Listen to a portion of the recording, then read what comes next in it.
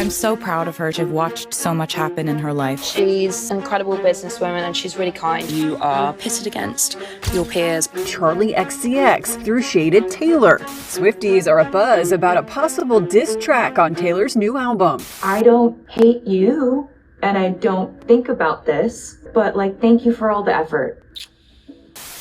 Girl, this is so confusing. Once upon a time, Taylor Swift and Charli XCX used to be friends. They would hang out at events, cover each other's music, and even toured the world together. But then boom, clap. They started throwing subtle jabs at each other, engaging in chart rivalries, and dropping diss tracks. What on earth happened between them?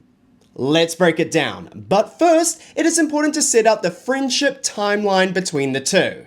Please mind the dust on my hoodie. I tried to eliminate a mosquito in my Airbnb using my hoodie and discovered that the walls are covered in dust.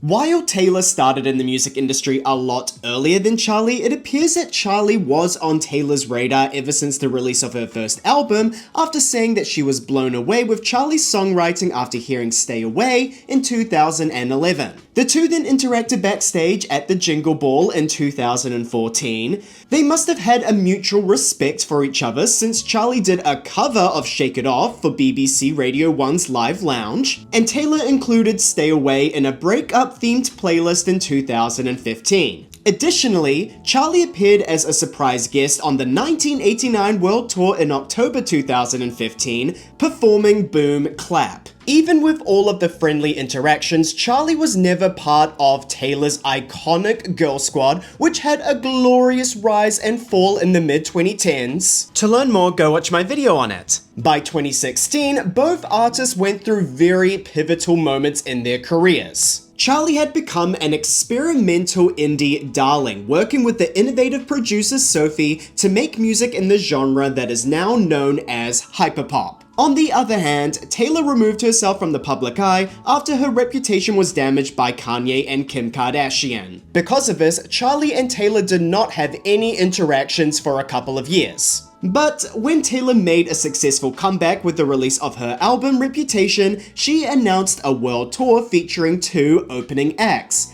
Camila Cabello and Charli XCX. The fact that none of these people like each other anymore is crazy. As I mentioned earlier, Charli was making hyper-pop influenced music, so it did not resonate with Taylor's younger fan base. Most nights, Charli was performing to what felt like 10% of the crowd. In a Pitchfork interview in 2019, Charli talked about performing at the tour as getting up on stage and waving to 5-year-olds. What?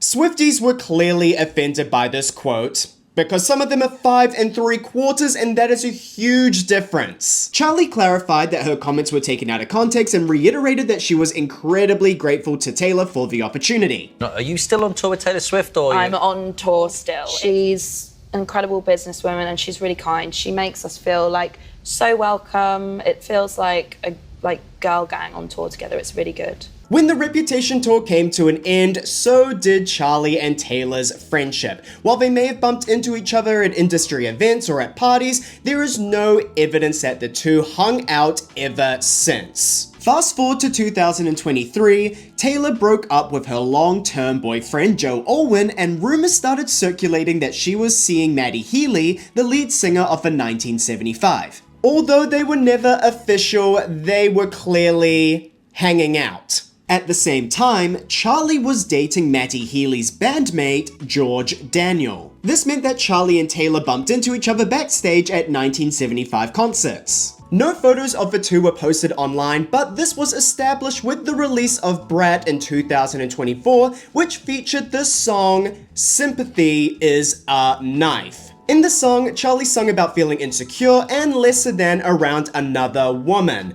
unnamed, but most likely referring to Taylor Swift. Why? Let's look at the clues. But first, please do not forget to subscribe if you have not done so already. The most likely reference to Taylor is the lyric, "Don't want to see her backstage at my boyfriend's show, fingers crossed behind my back, I hope they break up quick." Charli is clearly talking about a woman that is dating someone in the 1975.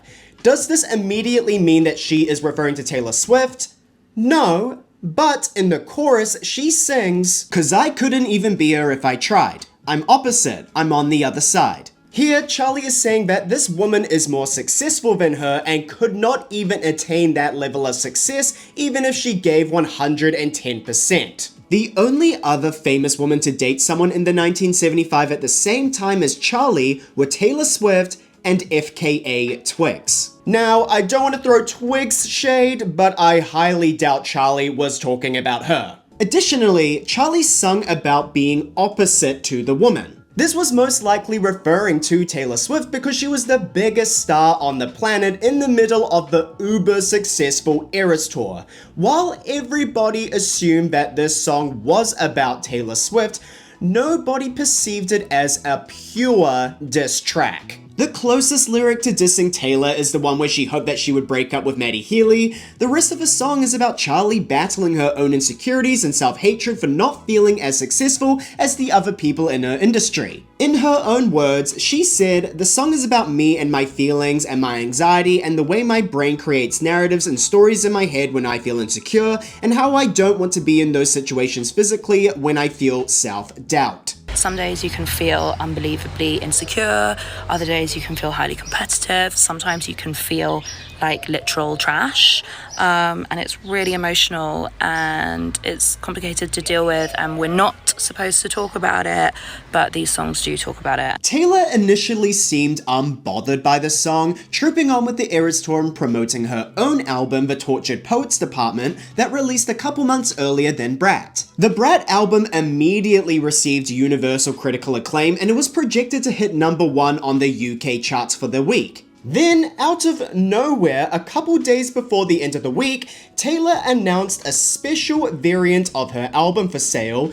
exclusively for UK fans. The internet was outraged because it felt like an intentional way to block Charli from getting a #1 album, not even in America, but in her homeland. People had also noticed that Taylor had a pattern of doing this with other artists. For example, Taylor released a special variant of her album the same week that Billie Eilish released Hit Me Hard and Soft, blocking her from the #1 spot for that week. Swifties argued that the UK only release did make sense because she was touring the UK at the same time, and it's also unfair to criticize an artist for promoting their album and wanting it to sell well, which, yeah, that's completely valid. Ultimately, Taylor got the #1 spot on the UK charts, which got Charli's fans so upset that they chanted anti-Taylor sentiments at Charli's concerts. Charli was quick to denounce this online. A couple of months later, Charli did a photo shoot for New York magazine with a giant severed hand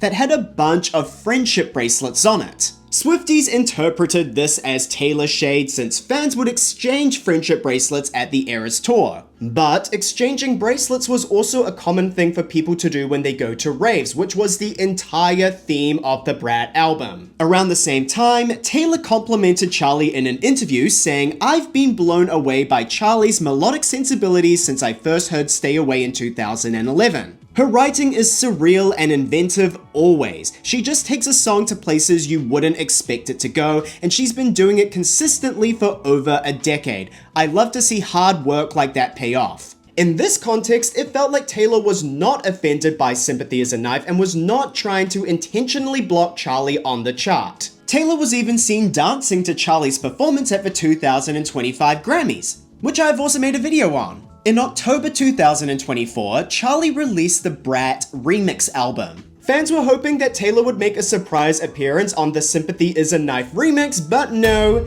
we get Ariana Grande. The lyrics were changed entirely, which completely changed the theme of the song. Instead of it being about battling insecurities, the remix focused on tall poppy syndrome, the feeling of being cut down by others after achieving success. This version had no reference to Taylor, and in my personal opinion, is the better version. By the end of 2024, the discourse around Charli and Taylor was old news. Nobody cared about it anymore. This leads us to August 2025, when Taylor announced the release date and track list of her newest album, The Life of a Showgirl. Just like what happens with every other album, fans start to jokingly make videos about how certain songs are going to sound before their release. Comedian Veronika Słowikowska posted a video predicting what the life of a showgirl was going to sound like, which made Charli XCX's close friend and current girlfriend of Maddie Healy, Gabriette, comment, "Babe, record Actually Romantic please."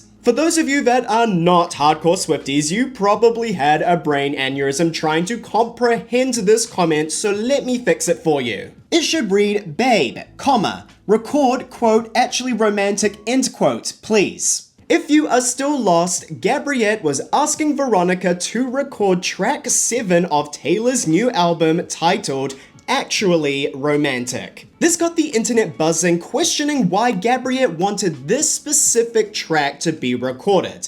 Well, the only guess at the time was that the song's lyrics allegedly leaked online, apparently dissing Charli XCX. Retrospectively, the leaked lyrics ended up being the official lyrics to Actually Romantic, but at the time, they felt fake. The lyrics did not sound like a prototypical Taylor Swift song, and people assumed that a troll made them up as a way to promote infighting between fans or hype up the album on Twitter. Because of this, people assumed that Gabriette was falsely tricked into believing that these lyrics were real and that she was a clown for shading Taylor. But once the album was officially released on October 3rd, 2025, also known as Mean Girls Day, it was proven that the leaked lyrics were real. In Actually Romantic, Taylor calls out a woman for bullying her, but just like what is said in kindergarten, when a bully is mean to you, it's because they actually love you. So this person talking smack about Taylor is actually romantic. You know what? I'll let Taylor explain it in her own words. I don't hate you, and I don't think about this, but like, thank you for all the effort. So, why does everybody believe that this song was directed at Charli? Well, let's look at the clues. Firstly, the song's title could reference Charli's song, Everything is Romantic. Everything is Romantic was track 7 on Brat, and Actually Romantic is track 7 on The Life of a Showgirl. In the opening lyric, Taylor references how the person she is singing about is brave after drinking Coca-Cola. Taylor must be a Pepsi head. This is the biggest cola war that has happened since Britney and Christina's back in the early 2000s. To learn more, go watch my video on it. Now, I need to say allegedly in caps lock, but it is pretty well understood that Charli is a 365 party girl that sings about doing a little key and having a little line. The second lyric then talks about high-fiving her ex-boyfriend being happy he broke up with Taylor. Out of all of Taylor's exes, the only one that Charli has a relationship with is Maddie Healy. This also links back to Charli's lyric in Sympathy is a Knife, where she sung about hoping that her and Maddie Healy would break up soon. There is also a lyric about a person writing a song about Taylor and that she feels sick when she sees her. This is clearly referencing the lyrics to Sympathy is a Knife. And in the chorus, Taylor sings, "No man has ever loved me like you do." This likely establishes that Taylor is referring to a woman instead of a man. All clues lead to Charli. I cannot think of another woman that has written a song about Taylor and feeling sick about seeing her face, is still close with her ex-boyfriend, and allegedly drinks Coca-Cola. If Taylor felt like her song was a tit for tat, Actually Romantic feels disproportionate to Sympathy is a Knife. It feels like Taylor misunderstood what Charli was actually singing about in Sympathy is a Knife, and she felt like her song was an equal thrashing. Potentially, the song is more about the behind-the-scenes comments that Charli has made behind Taylor's back, rather than just being a response to Sympathy is a Knife. Lyrics like the one saying that Charli called her a boring Barbie make it clear that the song extends beyond what was just said in Sympathy is a Knife. So it is possible that Actually Romantic is a product of hearing gossip rather than just being upset about Sympathy is a Knife. The internet was instantly critical of Actually Romantic, thinking that it was unnecessarily rude and that she completely misunderstood how Charli felt. Pitchfork even wrote an article saying that Actually Romantic is actually embarrassing. Taylor is incredibly savvy when it comes to business and the music industry, so I have to assume that she knew that this was going to be the reception. But the Swifties, of course, still had her back. Actually, Romantic is better than Sympathy is a knife cleared. Taylor wins. There's just more of us. There are more Swifties than there are Angels.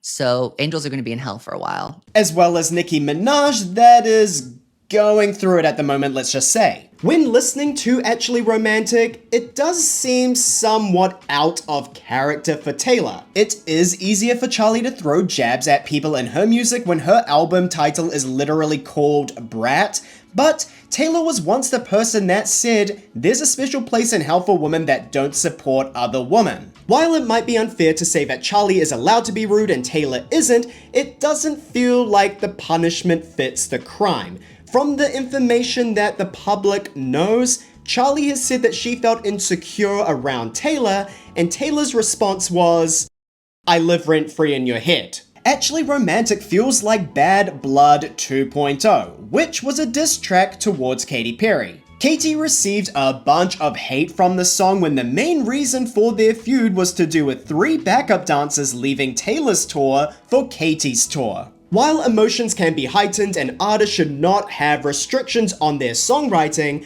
Bad Blood and its accompanying music video feel disproportionate to the real-life drama that went on with the backup dancers. Furthermore, the release of this song made people question whether Taylor blocking Brat on the UK charts was intentional as a way to get back at Charli. Even though the release of Actually Romantic feels like an escalation to this feud, Charli is not innocent when it comes to shading other women, in particular Camila Cabello. When Camila started teasing the release of her lead single, I Love It, discourse online was that it sounded a lot like Charli's song I Got It.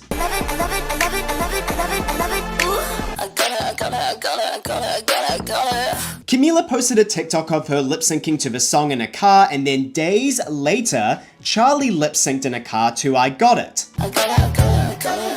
Yeah. There was no other intention but for Charli to add fuel to the fire, so Camila received a bunch more hate and was accused of being a copycat. Afterwards, Camila confirmed in an interview that Charli was never actually mad about the similarities with the song and was just playing into the Brat era. While Camila respected her explanation, she started off her new album cycle with hate and a bunch of allegations that she was copying other people's style. First impressions were set, and her album did not end up performing that well. Arguably, Girls So Confusing was also sorta kinda a diss track towards Lorde, but overall the concept of the song was the confusing, conflicting thoughts that one has towards an industry friend. Lorde fully understood the meaning of the song and suggested to work it out on the remix, which produced probably one of the most impactful songs of the 21st century. And if you think that I'm exaggerating, The Independent ranked it as the best song of 2024. As previously mentioned, people hoped that Sympathy is a Knife would get the same treatment as Girls So Confusing, but alas, they did not work it out on the remix. I wonder if it was ever in the cards for Taylor to feature, because I personally do not see Charli hopping on the remix to Actually Romantic. It is not her sound at all. Another thing that I'm super interested by is how this feud is going to affect industry friendship politics. Selena Gomez is Taylor's best friend, yet included Bluest Flame on her latest album, which was co-written by Charli. Is Selena cool with both? Was Taylor all good with Selena singing a Charli song? Also, while Taylor and Ariana have had barely any interactions over the years, did Taylor feel a certain way towards Ariana for featuring on the Sympathy is a Knife remix? And finally, what does this mean for Charli personally? If she did talk smack about Taylor to her inner circle, which friend spilled the tea to Taylor? Because they must have been someone credible enough, but also close enough to Charli that she felt safe to share things with them. Is Charli now walking around feeling paranoid that one of her closest friends can't be trusted? What do you guys think? Do you think that Actually Romantic was fair game? And do you think that there is a path forward between these two? Let me know in the comments. A quick reminder that I have a Patreon where I am posting exclusive content. Currently I have videos up on the 2002, 2003, 2007, and 2013 VMA pre-shows. They were all absolute hot misses. Links in the description. Don't forget to leave a like and subscribe, and heck, why not share with your friends? And I'll see you in the next one. See ya!